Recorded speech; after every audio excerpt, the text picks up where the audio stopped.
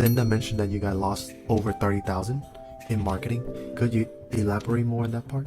In marketing, but in not being able to move stock as well as marketing. Could you give me the breakdown on it? Can you go to Seller Central? Click on lifetime, date range, lifetime. So lifetime you spend 3,000, but you can only make 2,000. So you're instantly losing out on 1,700 already. So it's already showing you that you spend more, but you get less. That means the market does not react too well to your products. And that's when the market is not reacting too well. It's just really your few factor, your product offer, your listing images.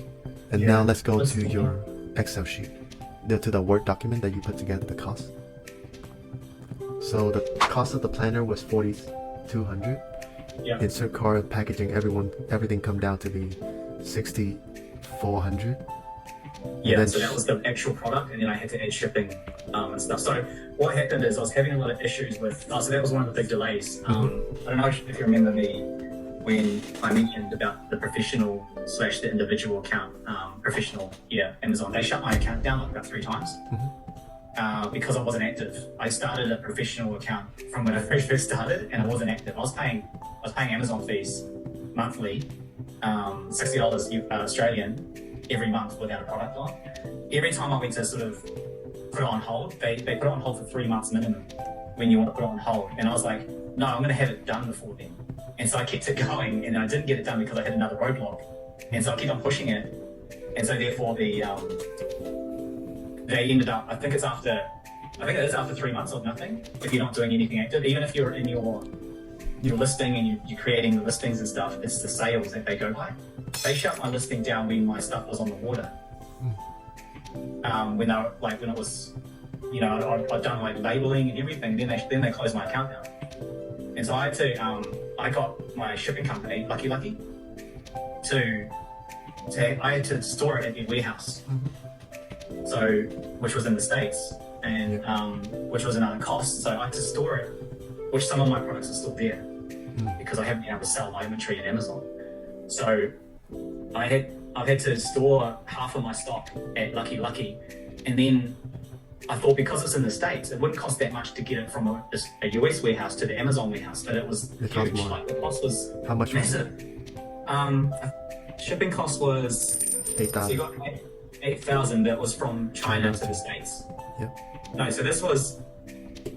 They had to be shipped in 2 different things. Even though it was half of my stock, I still had to get it shipped in 2 lots.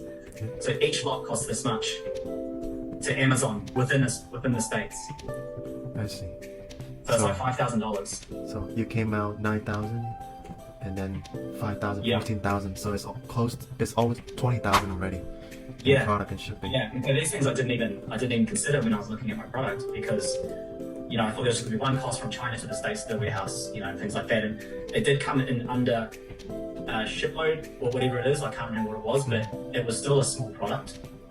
But I guess I had 1,000 products, so it ended up being so many pallets, like 11 pallets of my product. And to cover my costs, I had to sell it at $68. Yep. And which is quite high, which I was selling at the start. And then the review came through, so I just completely dropped my price just to try and get it out. And now I've had it on sale for so long that it's become the price. So your $42.59 is going to be your break-even point.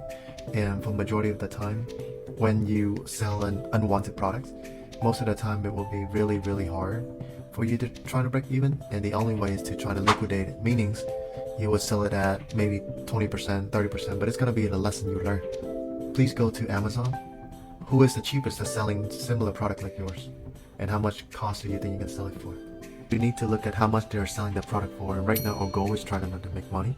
Our goal is we're trying to liquidate the products. Let go of those rocks that holding you down mentally and also financially. Yeah, so now the goal is not to make money. The goal is to lose less money. Everyone is selling at 20 something. And right now the only way for you to sell it, not through advertising much, is through pricing. People out there are selling it for as low as $22. So let's rank from the highest revenue first. Before you can liquidate, I want you to copy this guy. Okay, in terms of their style. You see the images? They sell at a higher price. So right now there's perhaps one opportunity for you to shoot a little bit up higher to lose less money is to follow their style when it's come to describing about your products. Because your product earlier is just plain images, lifestyle, wasn't really descriptive. Yeah. So what I want you to do is, number one is follow the style in terms of the way they describe the product you see. They're also showing that comparison images between the two. So this one is also really important. I want you to really pick down what are your strengths so that you can tell the customer. Think of them like you're going out dating girl. If you don't show your capability, they're not gonna go after you. This is another thing that would help you is show that the other guy was hitting the right point where he offering 2 for $79, right? $69. So right now it's perfectly, if they buy 2, maybe give them $69 as well. So you may lose about $7 on each unit, but it's still better. And then you can test it out.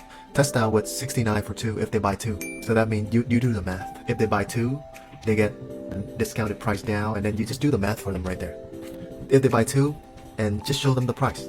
So, like, if you buy 2, and then put the amount for 2, cross it out for this much. And then also compare it with the competitor.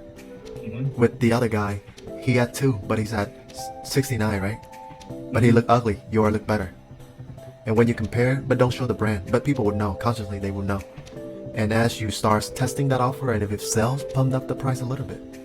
Maybe $1 more, so now you lose less money. And eventually, if they react well to it, at the same time you start building up reviews, okay?